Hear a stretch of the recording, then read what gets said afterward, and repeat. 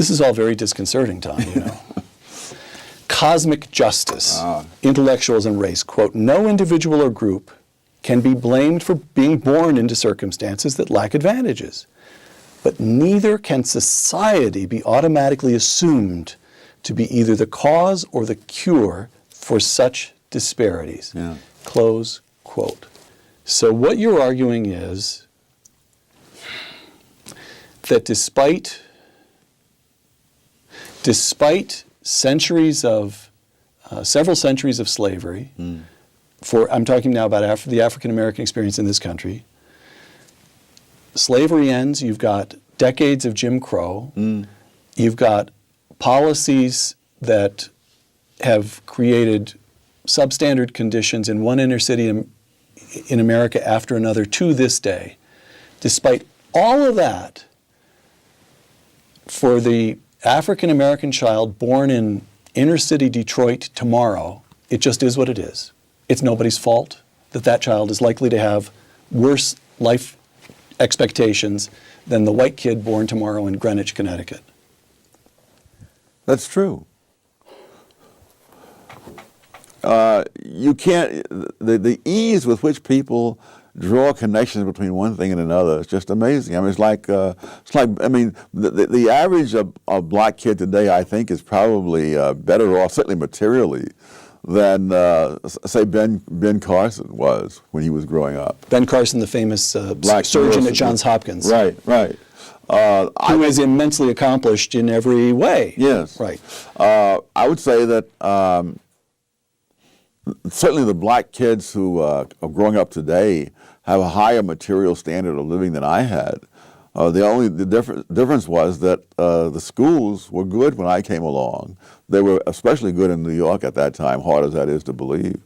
But the kids who grew up in that same place where I lived, they will not get that same education. Now that can be blamed on somebody, but it has very little to do with what happened 100 or 200 years ago.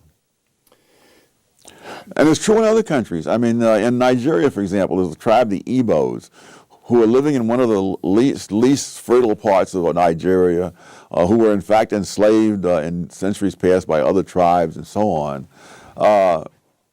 When the British moved in and set up schools, the Igbos went for the schools. By the time Nigeria became independent, the Igbos had climbed above the other groups that had been ahead of them to begin with.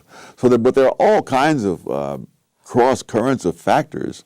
The particular culture, or the particular geography, you run through the whole list of them.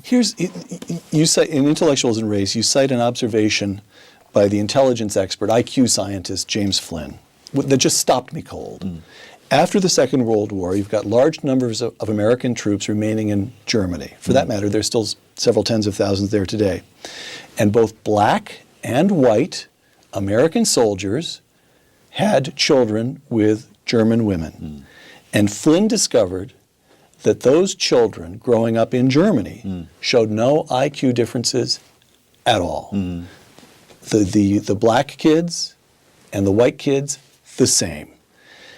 Quote, quoting Intellectuals and Race, Professor Flynn concluded that the reason was that the offspring of black soldiers in Germany, and now you're quoting Professor Flynn, grew up in a nation with no black subculture, close quote.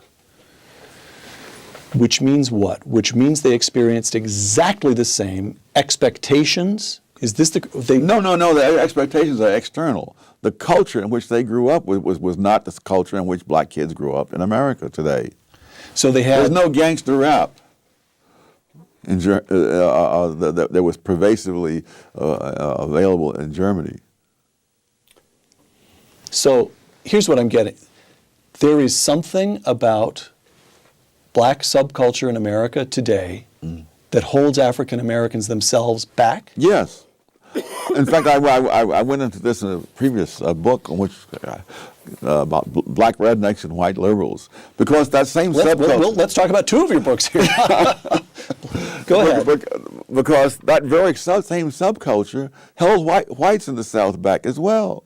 That in the time this mental testing in the First World War turned up, among other things, the fact that whites from various 4 or 5 southern states scored lower on the mental test than blacks from 4 or 5 northern states.